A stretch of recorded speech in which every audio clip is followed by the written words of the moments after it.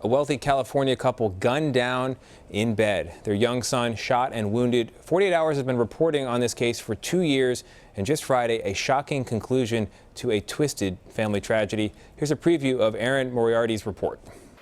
It was a crime that rocked this upscale beach community.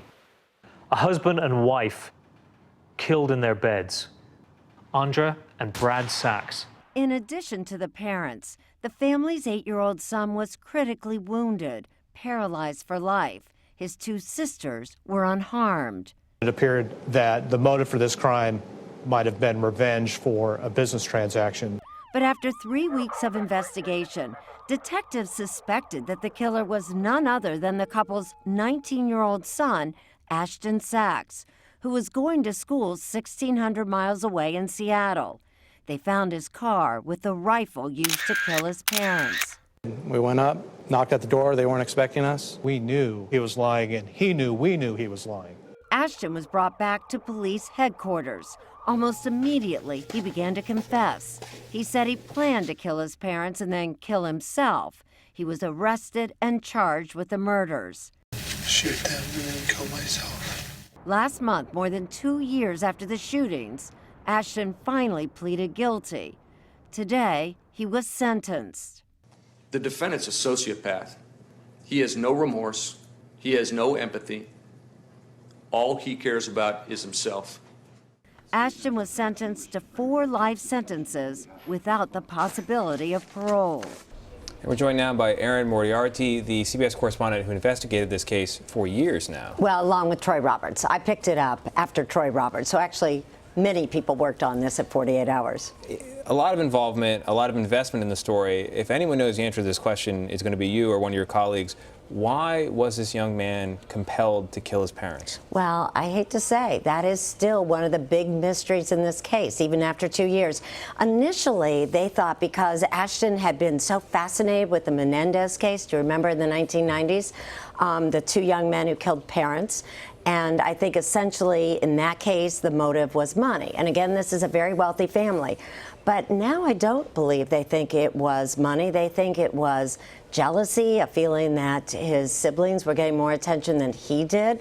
And initially, he said he wanted to commit suicide, but then he worried about having his fingerprints. He did a lot of planning. So there's kind of mixed evidence on both sides. And then as you see at his sentencing, he's crying during it. And then as he's walking out, there's like almost a smile. So, I mean, obviously some kind of mental illness plays a part in this. Not enough, of course, to do anything with this plea, but it's a mystery.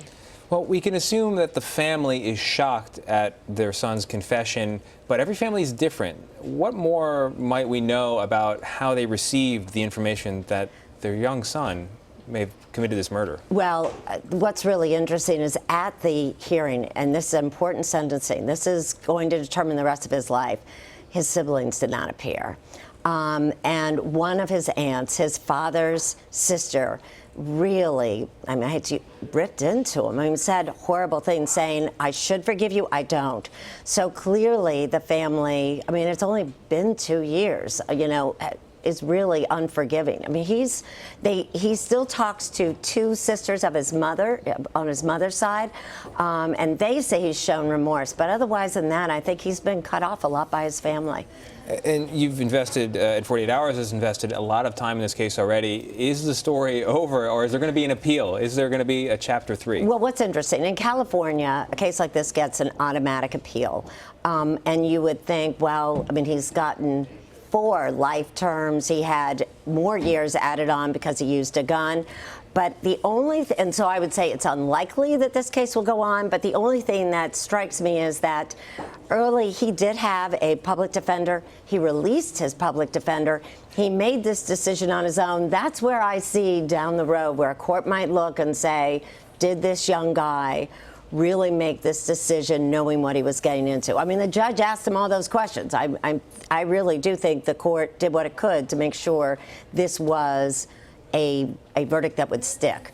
But that would be where I would see a slight opening. It's a fascinating case and a disturbing one. I remember the Menendez case. I know, it's very upsetting all the way around.